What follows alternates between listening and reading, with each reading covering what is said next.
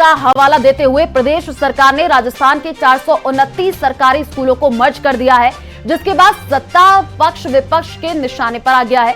सरकार ने पहले 169 और फिर 260 स्कूलों को मर्ज करने के आदेश जारी किए। देखिए।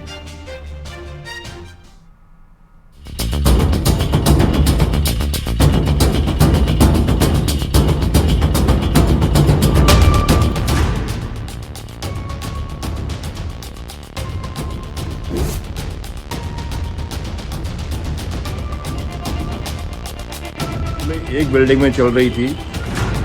शून्य और कम नामांकन का हवाला।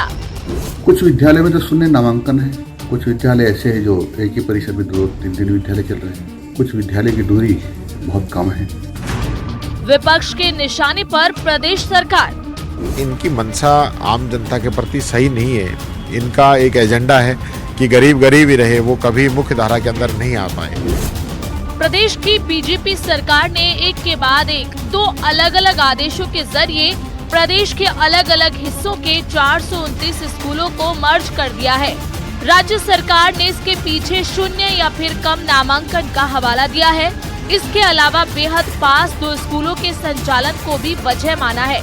जो स्कूल मर्ज किए गए हैं उनमें 14 सीनियर सेकेंडरी और 9 प्राइमरी और अपर प्राइमरी स्कूल शामिल है। इसके अलावा प्रदेश के 200 प्राइमरी स्कूल शून्य नामांकन के चलते मर्ज किए गए। कम नामांकन वाले प्रारंभिक शिक्षा के 35 स्कूल माध्यमिक शिक्षा स्कूल में मर्ज किए गए।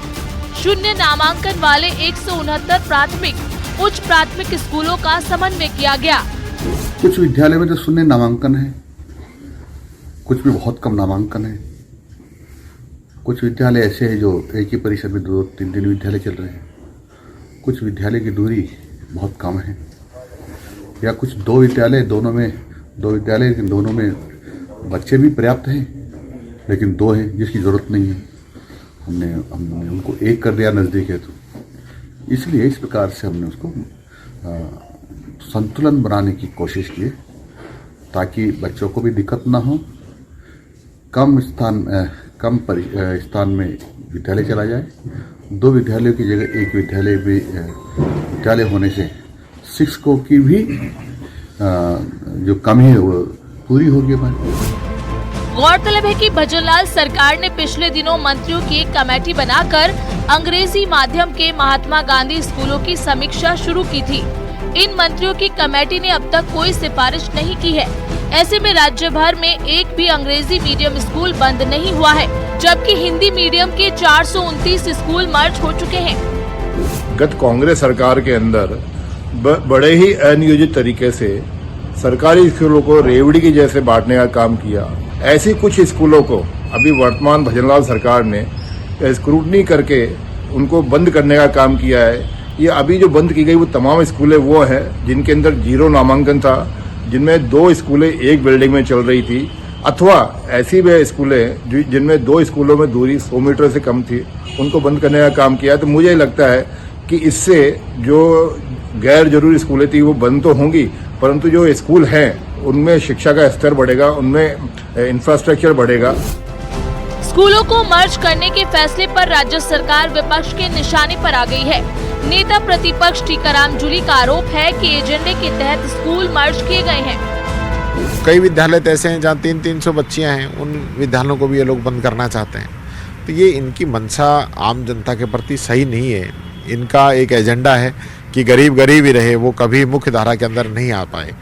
पिछली बार भी इनकी सरकार थी, लगभग 17,000 से अधिक स्कूलों इन लोगों ने बंद की थी। आज हमने इंग्लिश मीडियम स्कूलें की हैं, उनको ये बंद करने की बात कर रहे हैं। आज हमने नई कॉलेज खोली हैं, उनको ये बंद करने की बात कर रहे हैं। आज यूनिवर्सिटीज़ के अंदर वीसी जो हैं वो नॉन एकेडमिक लोगों को लाने की बात कर रहे हैं। तो ये देश को और इस राजस्थान को किस ओर ले जाना चाहते हैं, ये बात मैं इनसे पूछना चाहता हूँ। कांग्रेस बीजेपी पर चारों तरफ से हमला कर रही है।